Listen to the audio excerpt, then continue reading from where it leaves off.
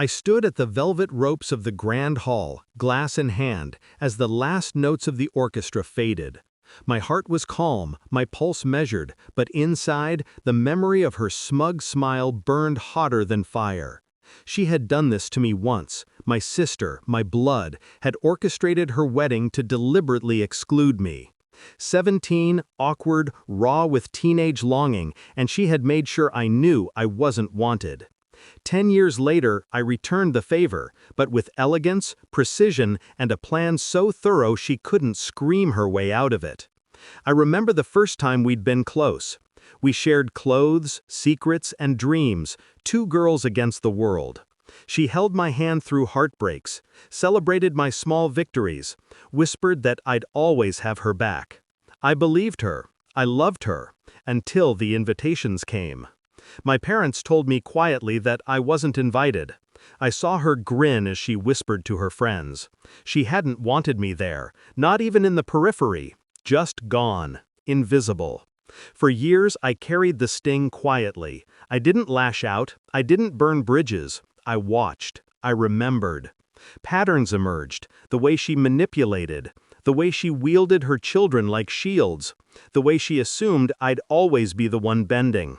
The first sign came as a message on my phone, unsolicited, years later. "Don't bother with your wedding. You know how chaotic my boys are. They'll ruin it." She didn't just insult my taste, she tried to assert control again. I smiled. Not the weak, hopeful smile of 17. The smile of someone who had waited, learned, and now calculated. I began quietly. I checked venues. I asked about guest limits. I inquired about private entrances, security protocols. Every detail mattered. I spoke to managers and guards in careful tones, never revealing anger, never letting suspicion flare. I left no trail. My plan wasn't a spectacle. It was inevitability.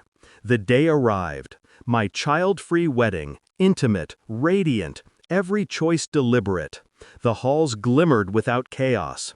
The scent of roses filled the air, unobstructed. And then, the moment she realized, the guest list excluded her 3 sons. No tantrums, no spilled champagne, no shattered decor. Just empty chairs where she expected chaos to erupt. I saw her mask slip when she noticed the security guards. I had spoken to them weeks before, briefed them on the rules, given them authority she couldn't override. Her fury simmered as she approached. "You can't! This is ridiculous," she whispered, sharp edges to her words, eyes darting to the men in black. "I'm sorry," I said softly, almost regretfully, "but my wedding isn't for your sons." Her disbelief was deliciously slow. She tried charm, pleading, veiled threats. Each attempt fell flat. Every argument she launched bounced harmlessly off the armor I'd built over a decade.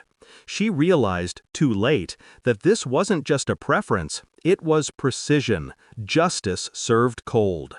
I watched her flounder. Her children's absence wasn't a punishment, it was a mirror. She saw her manipulation reflected back, clear and inescapable.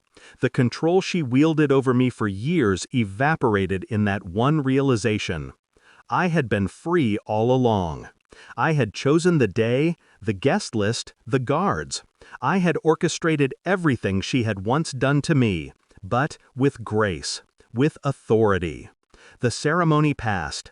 The vows I whispered, the rings I slid onto my husband's finger, every moment felt untouchable. And she left, simmering, exposed, her indignation a quiet echo behind closed doors. I did not gloat, not aloud, but inside, every suppressed hurt smiled back at me, satisfied. Later, as I stood alone on the balcony, city lights painting the night gold, I let the relief wash over me. Revenge is a delicate art. It is not loud, it does not crash. It is a quiet satisfaction, a reclamation of the life you were once denied. I had planned every step, controlled every outcome, and now, finally, I was untouchable. I learned something about power that day. It is sweetest when it is invisible until the exact moment it cannot be ignored. and I, who had once been 17 and invisible, had become the only presence that mattered. She had made her choices a decade ago. I had made mine. And in the end, hers unruly sons were absent, her fury contained, and my wedding, the one she thought she would disrupt, remained untarnished. I smiled. Justice, I realized, tastes better served cold, quiet and beautifully precise.